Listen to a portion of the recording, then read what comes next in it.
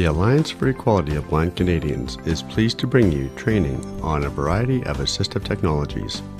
Please like and subscribe.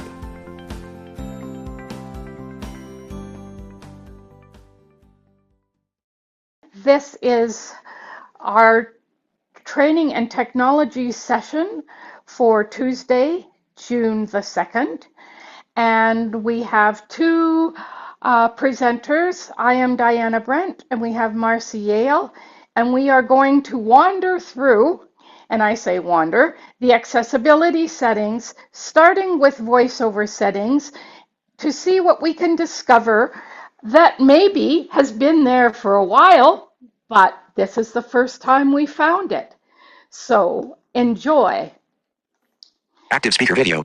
Active speaker video. Displaying Diana Brent's video. Active speaker video. Displaying box. Dropbox. Microsoft Share. iCloud. Microsoft Google Cloud. Bookmark. Website. Share cap. Zoom whiteboards. Zoom cap. Share screen. Share. Share screen. Button. Share screen. Displaying Diana. Everything on your screen. Screen broadcast. Selected. Zoom. Screen broadcast. Heading. Screen broadcast. Selected. Start broadcast. Button. 3. Stop broadcast. 2. 1. Okay. There. All right. So we're going to start in the VoiceOver settings, and Selected. Zoom. 011. Sorry. that's okay. Some of the things that we could never really talk about, but we're going to sort of talk today. When you first go in, I always personally, I'm scared when I see tap on learn more to learn things. I think, oh my goodness, it won't be accessible, or I don't know if I'll be able to get out of it, but I always can. So I'll give Marcy a chance to get into VoiceOver on the screen, and I'll be quiet for a minute. Stop broadcast. Button. Screen recording. Video now started. PG name button. Switch camera button. Video now stop. Reset voiceover settings button. Okay. Accessibility back button. Yeah, Right. they're showing now too. That's good. Okay. Great. Thank you. Perfect. Thanks, Voiceover. John. Voiceover. Switch button on. Voiceover speaks items on the screen. Okay, so basically when we come into this setting, and I'm not going to go through everything here, but I'm going to talk about three main sections. And the first one is the Learn More section, because in this section, it's kind of neat because it goes through a bunch of commands, things like gestures, and if you're new or forget some of these are great. So there's screen gestures for remembering how to access home, and it describes very clearly that up gesture if you don't have a home button to get to the first blip. And then it talks about the app switcher to keep going and doing that. Then it talks about swiping up, down, or left or right with 3 fingers to control the page scrolling on your phone. And then it talks about how to get to the control center, how to get to the notification center. So all of those things are just under Learn More. So if you're either a new user or you happen to think, how did I get there the other day? The other thing it talks about, and I am not good at it, is that scrub gesture where you scrub your 2 fingers on the screen back and forth, left and right, to go back. And I have also found that if you really get stuck and get into one of these things, I find this in the help menu too. If I can't get out of it, I just lock my screen and unlock it, and I get out that way. But that scrub gesture should work to take you out. On a braille display, if you're using one, you can hit B chord, and that'll also take you out. So the other things that come up in this menu are, in the very beginning menu, are talking about things like the tutorial. And the tutorial is really, really good, actually. It divides things into the basic gestures, talks you through what they are, what they do, things like swiping left, swiping right, up and down, all the things I've just mentioned. But then it gives you lessons to practice. It says, try this. And then you can try them and then go back another page. And then once you've done that, you can go on to the next lesson. I found it quite, I mean, for me at the beginning, it's quite basic, but it really goes through all of the sections that you might want to do. The other sections on this home page that I'll just briefly mention is the voiceover practice, which is kind of fun because if you go in there, any gesture you make on the screen it tells you what it does. So it's exactly like going into the help menu. And it also works if you're using a braille display. It'll tell you what that gesture does, which I think is quite cool. Now, from here, I'm going to pass the session over to Marcy. The next item we're going to discuss is voiceover speech, things that are under that speech settings. Right. Tap once to select an item. Double tap to activate. Learn more. Link. What's new in VoiceOver? VoiceOver practice. VoiceOver tutorial. Speaking rate. Heading. Speaking rate. 60%. Adjust the speaking rate of the current voice. Speech. Button. Primary. Alex. English. United States. Okay, Button. so speech has a couple of really interesting things in it. First of all, it allows you to choose your default voice. Most iPhones, what I've noticed is they come shipped with Samantha, but if you don't like Samantha, as I don't, you can change it. And there are a ton of voices that you can choose from. And you can, if you don't have them on the device already, because they don't all come already downloaded, that would take up a lot of space. And if you've got a low storage unit phone, like maybe 128 gig, you might not want all of them. But they can be downloaded. So I'm just going to go into additional voices. Alex, English, United States. Voice, Alex, button. So I'm on Alex. That's the first place that it lands is on the voice that is currently chosen. But if I flick right. Rate, heading, slider, 60%, pitch, heading, slider, 50%, speech volume, heading, slider, 1, adjustable, pitch range, 100, WPM minimum, 50 words per minute, WPM maximum, 500 words per minute, audio effects, heading, equalizer, button. Ooh, hey, I didn't know there was an equalizer. Got to try that at some point. Reset voice settings, button. And you can reset equalize, audio effect, we'll WPM, pitch range, slider, speech volume, slider, pitch, slider, rate, voice, play, button, edit voice, play, voice, heading, edit voice, speech volume, head, pitch, slider, rate, heading, voice, Alex, button. Voice, download Agnes, 1.5 megabytes, button. So actions now available. I'm into the list of voices, and if I have them on my phone already, they won't say download. English, United States. Download Agnes, 1.5 megabytes, button. So actions Agnes, available. I don't have her. Selected, Alex, using 911.7 megabytes, button. And it'll tell you how much space each voice takes up. Download Allison, 9.9 megabytes, button. So actions if available. you wanted one of these, you would download it.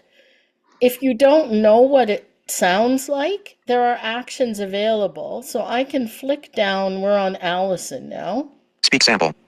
And it says, I just flicked down and it said speak sample. So here's Allison.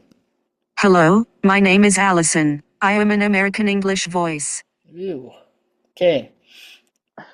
Voice, back button. So you can do that. That's voice, Alex, how button. you would change your speech, voice. Speech, back button. But what I wanted to show Alex, you English, too, United States, button. is that in this speech settings list is a thing called add pronunciation. Additional voices, heading, Emily, add voter voice, button. Voices added here, pitch change, detect languages, voiceover will always, pronunciations, button.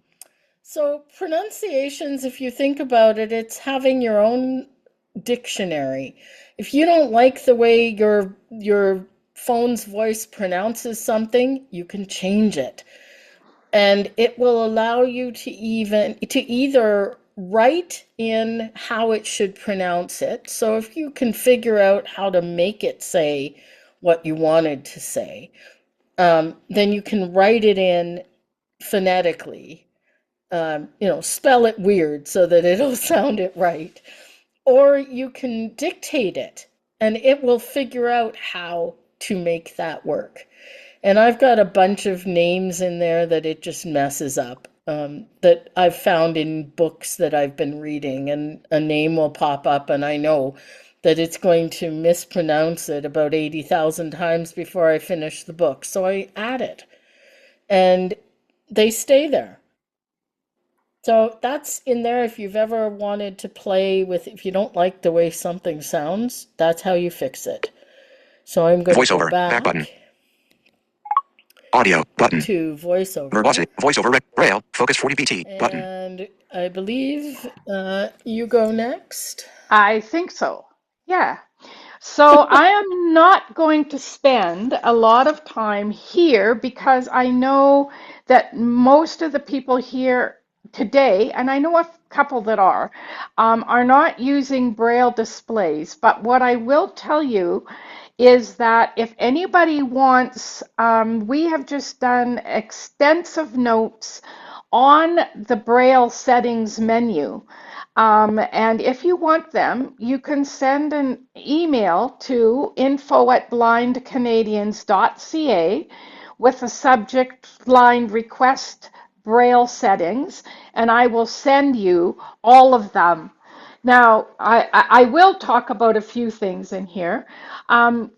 You can have very many and Braille tables in your session. So you can have computer Braille, you can have grade, or they call it uncontracted now, you can have contracted, you can have UEB, and the very first section in here says match input and output. So however you set them, however you input your Braille, whether it's in uncontracted or contracted, it'll do it. And it'll output it the same way. So that's kind of one just to check out if you're using a Braille display. There's also ones for the newest thing in Braille or in iOS 26, which is Braille Access. Braille Access is a program inside the iPhone now that when you hook up a Braille display, you can pop in there and you can write notes, you can download BRF files. Braille Literacy Canada is doing a second session of 2 on June 13th about Braille Access. So that's really all I'll say about that. Item overview is weird. I didn't understand it at first. If you have a Braille display, it will organize your iPhone screen so that you can see, instead of just as you swipe right one item, or if you move down your screen, you see one at a time, you can see 3 or 4 because it shows you the first. You can have anywhere from 2 letters up to 7 letters of that item on the screen. And it will show you however many you can fit on your Braille display. So if you had a Braille display that had 40 characters on it, and you said, I want to see 3 characters of each item on my screen, you could see about 12 items all at once, and you just press on one of those items and you would see it would immediately open that item. So it's very powerful, that is. You have translation tables. You have status cells. So if you're in Excel, you might want to see the row or column number you're in. But for me, I have a 14-cell display on my phone, and I don't want to take 4 or 5 cells up generally to see what row and column I'm in. I could, but so I turn those off.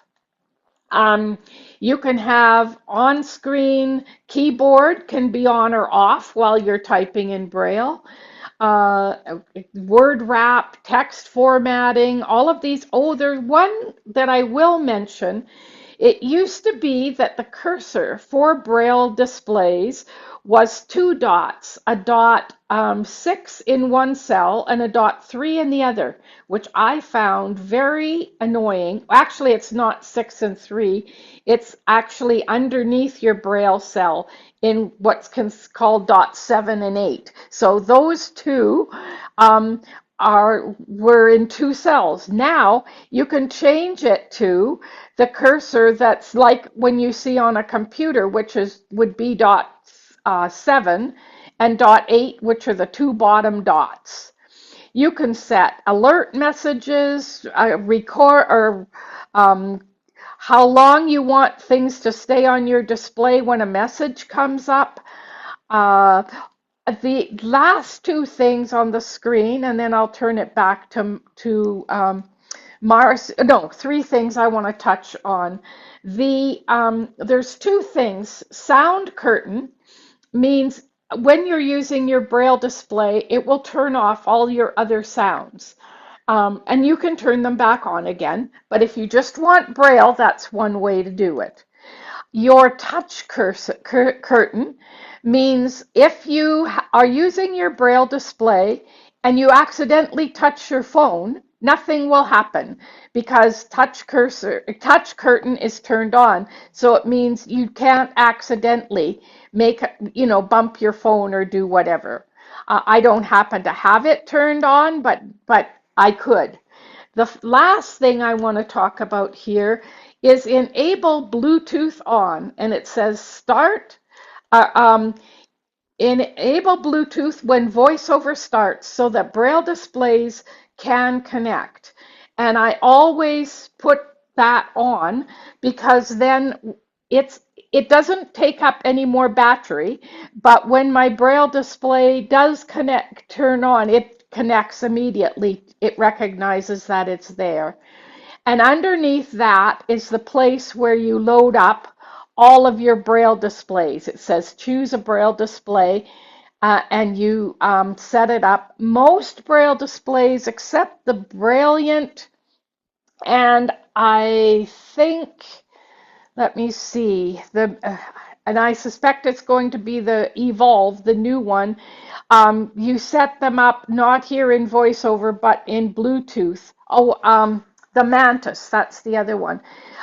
Normally you set and pair them here in VoiceOver, most of the displays. So now I'm going to turn it back to Marcy to do the next section. Which is recognition. Okay. Yes. VoiceOver recognition button. So, VoiceOver recognition. There are some really interesting things in this section. Your iPhone will speak descriptions of images in apps and on the web. So your iPhone will speak images and on the web or in apps. So that's image description, and you can turn it on. Image descriptions off button. It's off right now, but I could turn it on, and it would babble image descriptions. It's very helpful. Your iPhone will describe objects. Live recognition button. Okay. VoiceOver back button. Start at the top. There's the back button. VoiceOver recognition heading using on-device intelligence. Your iPhone will automatically improve the accessibility of apps, images, and text. VoiceOver recognition should not be relied upon in circumstances where you could be harmed or injured. In high-risk situations, for navigation, live recognition button. Okay, so live recognition is one of the new items that you can put in your rotor. It has scene recognition. It has door recognition. I honestly haven't played with it, but it looks interesting. It's not something I would use every day, but I should really try it because it's Apple Intelligence and it probably works really well. I just haven't had a chance to play. The one that got me interested in talking about this recognition section was screen recognition, because what it will do is if you have an app where where all you hear is splash screen, and there are some apps that when you open them, that's all you hear is splash screen. And VoiceOver doesn't tell you much else. Screen recognition will sort of take that screen and try and break it into elements. So one example would be a login screen, which isn't very well created. And it may have a login button, an edit box, and a little blurb that says sign in or an email address or something. But VoiceOver doesn't recognize these things as separate elements right away. Screen recognition will sometimes make that work. And I would suggest you try it on any screen where you just can't figure out what's going on. But remember to turn it off, because if you try and use it in an app that is well created, well designed, it will make a mess of it. So it's mainly for apps where they didn't do a good job the first time, and sometimes it will help, and sometimes it still will not help. One app that I used to use it on a lot was the Smart Things app from Samsung that will run a stove, a washing machine, a dryer, other appliances. And I just found that moving around with VoiceOver on a without screen recognition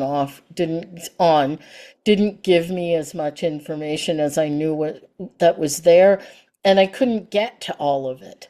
Whereas with screen recognition, I could actually get to everything that was on the screen.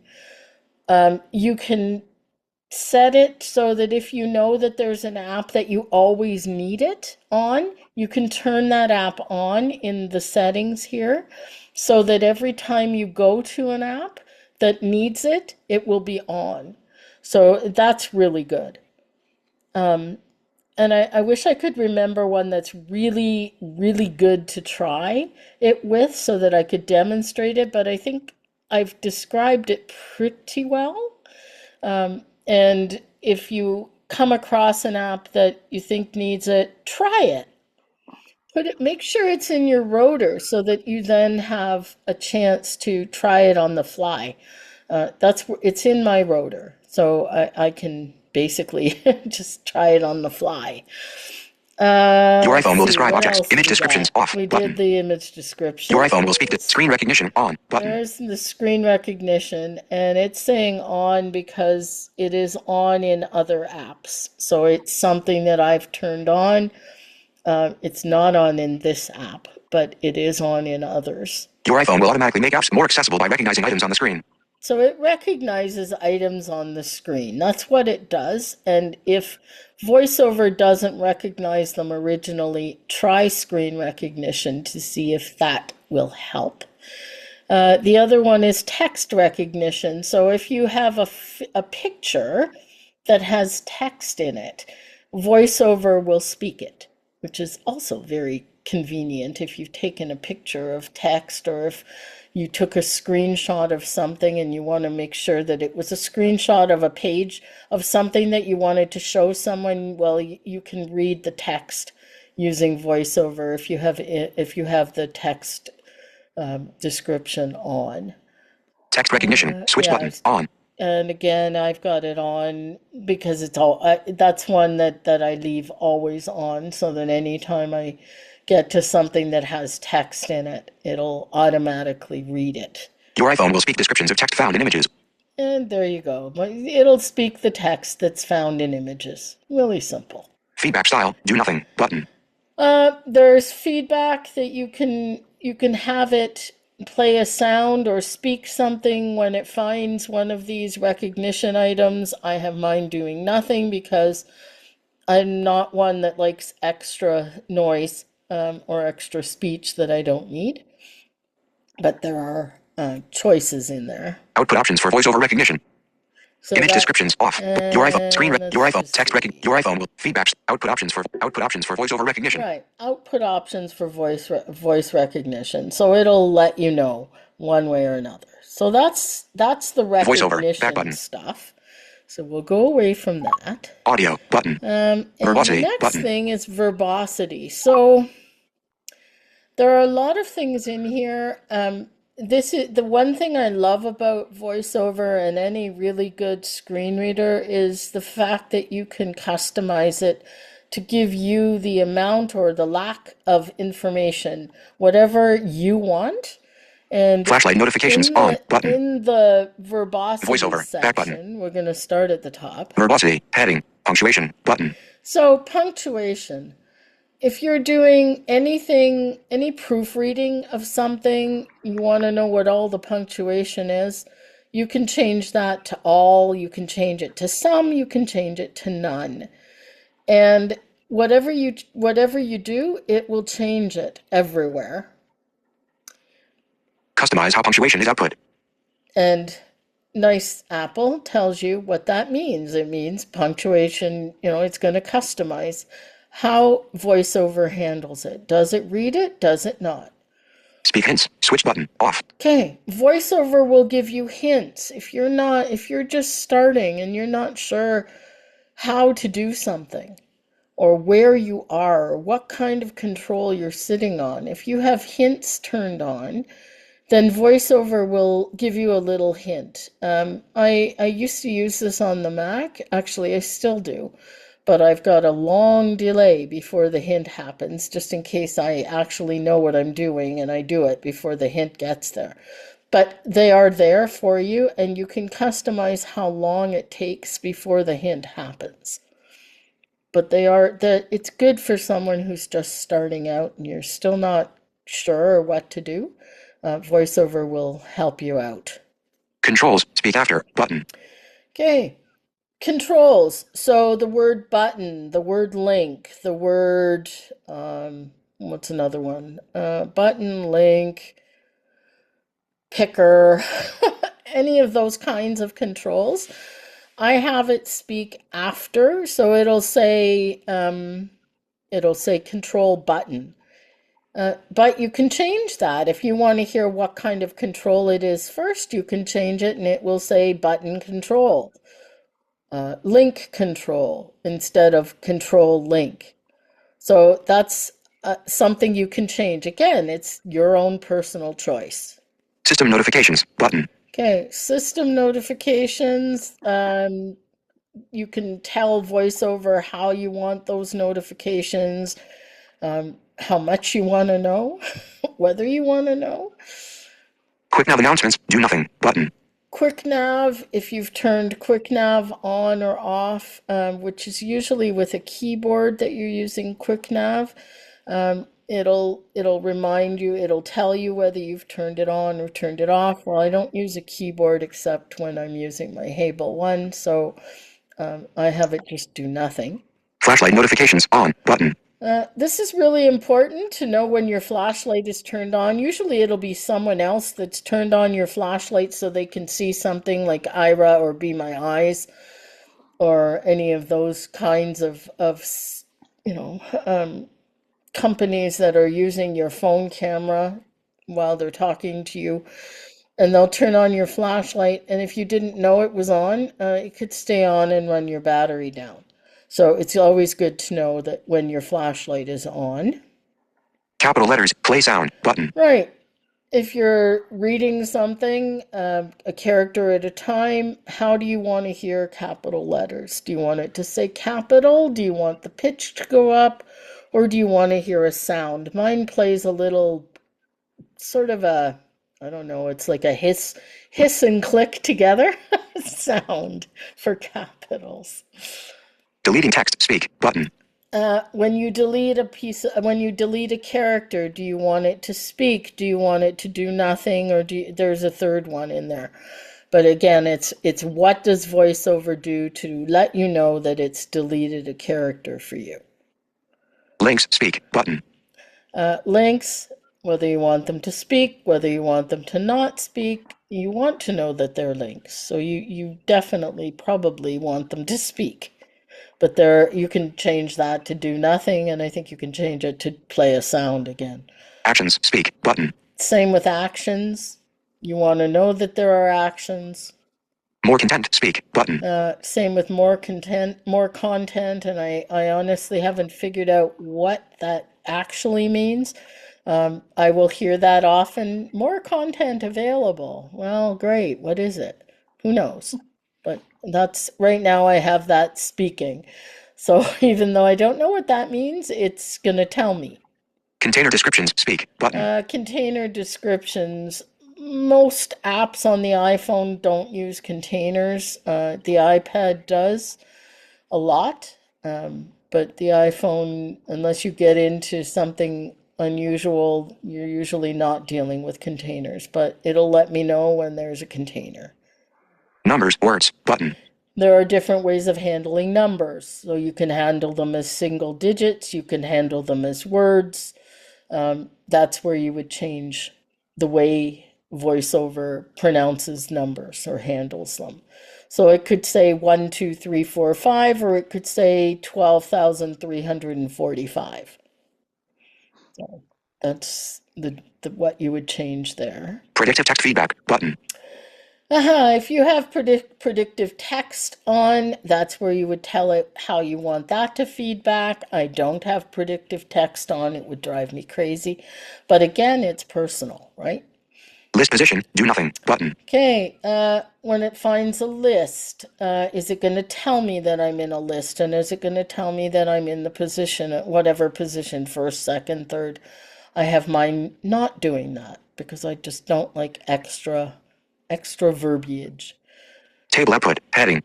Okay, so now there's a whole bunch of stuff for tables, whether it will read columns, whether it will read the row titles, whether it will read the cell coordinates, all of that.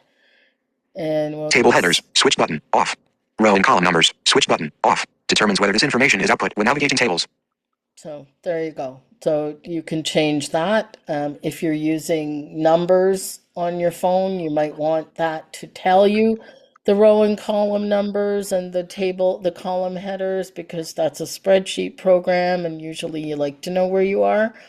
Rotor actions, heading. Okay, rotor actions. So speed confirmation, switch button, on. So you can flick the rotor and it cannot tell you where you are. Well, I like to know where I am on the rotor, so I have the confirmations are on. Web rotor summary, speak, button. And the web rotor summary, it will speak. That's good. Emoji, speak, button. And emoji, whether it says emoji, mine will tell me that if someone puts an emoji, or when I am flicking through to find an emoji, it will always say, dog emoji, guide dog emoji. It will say emoji. Emoji suffix, switch button, off. Except that okay, so that one tells you that it is an emoji and what it is. And then the suffix is off, because if you turn that on, it will say emoji after everything, which I have turned off. My apologies. Speaks the word emoji when emoji are read in text content. Right, so it won't tell me emoji after everything, but it will speak the emojis, so it will describe the little pictures so that I can use them somewhere. Media descriptions, speech, button.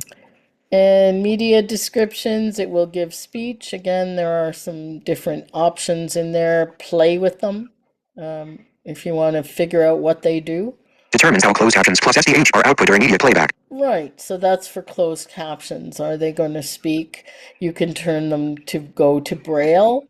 If you want to just get it to your braille display, you can have you can have closed captions go to your braille display. Or they can speak if you make them live. I never turn them on, so I don't have to worry about it. Determines how closed captions plus SDH. That's verbosity. Like VoiceOver, I said, back button. It allows you to take your VoiceOver experience and make it what you want it to be. Which, like I said, for any good screen reader, the more that you can do this, the better. And now I'm going to pass it back to Diana. Commands. Okay. Button. Audio. Button. I'm thinking if you open that audio screen and just sit there, then the VoiceOver sounds and screen's haptics. going to Button. show. Yeah, go in VoiceOver. there. Back button. During audio calls, And automatically switch to the auto selects. Hang Audio. on. Let VoiceOver me sounds and just haptic. get Audio. to the- Heading. Okay. VoiceOver sounds and haptics. Button. All right. I'm sitting yeah, on voiceover sounds if and you haptics. go into sounds and haptics, because that's the first thing in Sounds. this, Switch button. On. Sounds. we Heading. can. VoiceOver There. sounds and haptics. Heading. Okay. I'm Okay. there. So now I will just talk a little bit about this, and I just looked at the time, and we're not going to get even close. But if you guys are interested in this deep a dive into accessibility, we can always do another session on it. But I will go through this. The sounds and haptics for a while drove me nuts because I didn't want it clicking and bonging and banging, and it just annoyed me. And so I turned the sounds all off.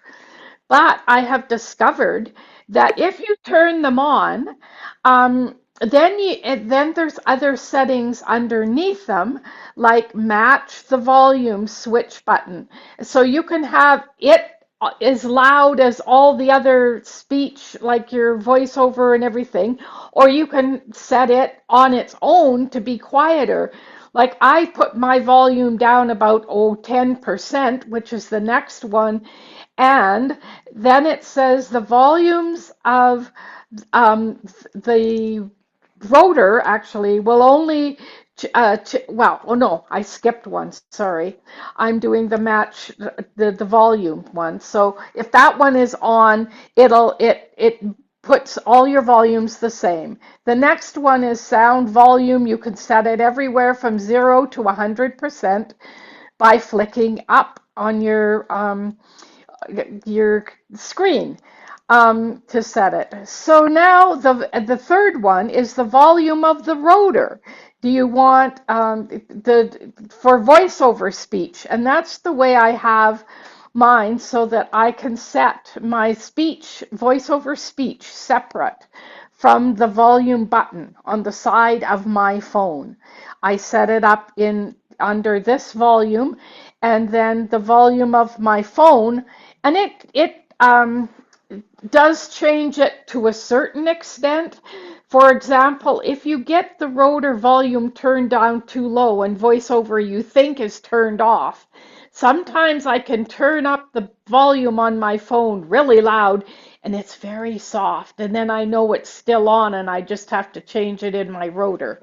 So that just is a way, because people say, oh, my voiceover isn't on. And the very first thing to check is to see how high that volume is in your voiceover setting.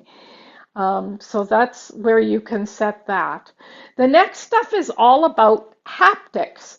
And so that's like when you touch your phone, or make it do something on your phone, it'll vibrate and tell you that it's what it's doing. And what is amazing about in here is you can turn it on, you can change the intensity of how much it does, and then there's a whole section on interaction.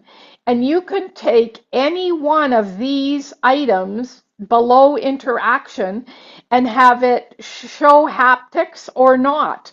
So it's very powerful, and I'm only going to read a few of them because you can flick through. There's things like item focus, screen recognition, item activated, navigation, wrapped backwards. So if you're flicking up your screen and you're at the bottom and it's going to go back up, wrap around, it'll give you a haptic feeling.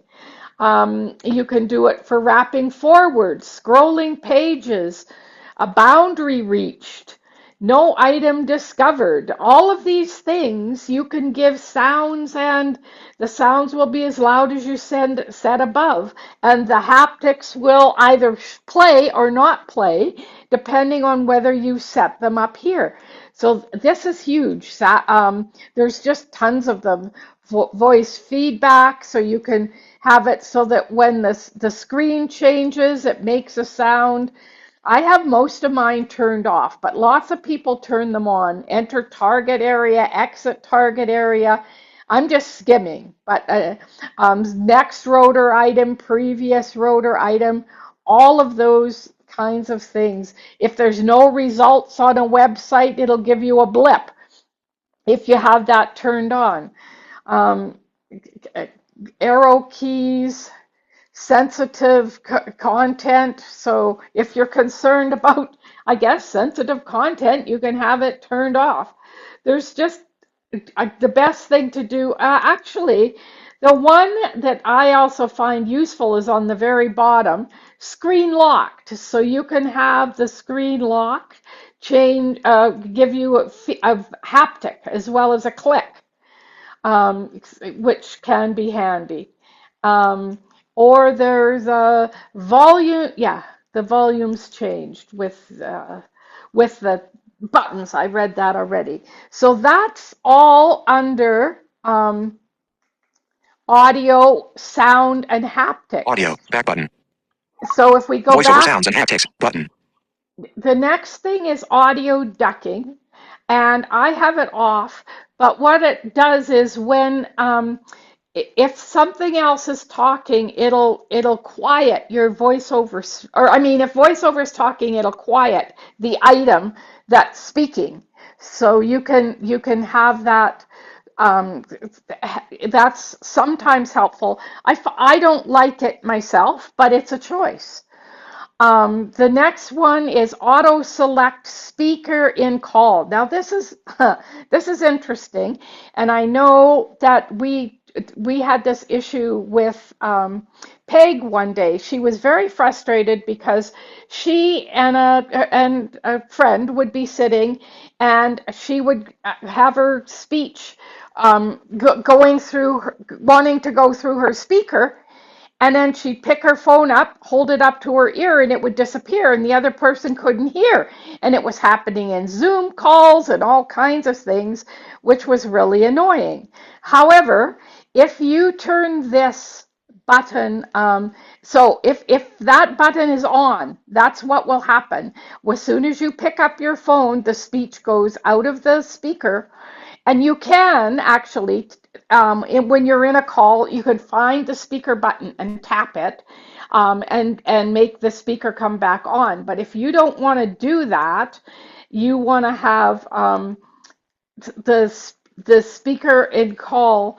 You want to have it switched so that it always shows you that. So we've talked about and it actually describes it. During audio calls, automatically switch to the speaker when you hold your phone to the ear. So that's what happens when that is turned on. And the last one, which I have never used, but if you wanted to hook your phone up to HDMI so that it came through any external connected media device, you can have this turned on. In order to do it, though, you have to restart your phone to make it take effect. I have never done that. VoiceOver, back button. Let's see, we're getting close to, yeah, we're just about done. I'll finish speech, and then I think we should stop. Siri, this talks about Siri is turned on, and it'll say Siri will always play a sound when it starts to listen. And that's when you press your home button or flick it up, or press your lock button or hold it in to make Siri start. I don't use Siri much, but there it is. Now, speech channels.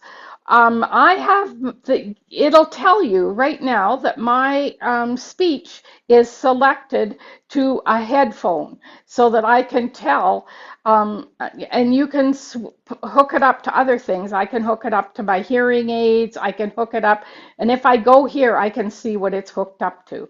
And I think I can also change it here if I have more than one thing set up. I think that is the end of speech. And wow, that really took us a long time. I think now we should probably go back and turn off the recording. VoiceOver. Back button. And I Commands. will. Button. And we could, what I'm thinking is that we could have a second session and finish, start with VoiceOver with commands, finish VoiceOver. There are a few other little things in there, and then go through the accessibility section. So that's what I'm thinking too. And for the next 2 weeks, just before I turn off the recording, I will say that we have our Android presenter coming back and doing 2 more sessions for us. But we have a 3rd session in June on the 23rd, and maybe we can come back to this then and finish it up. yeah, I think that would be a Might great work. idea. Yeah. Okay. So we will be very quiet and I'll stop the recording. Thank you for checking out our content. To learn more about the Alliance for Equality of Blind Canadians, please visit www.blindcanadians.ca. And if you haven't already, please like and subscribe.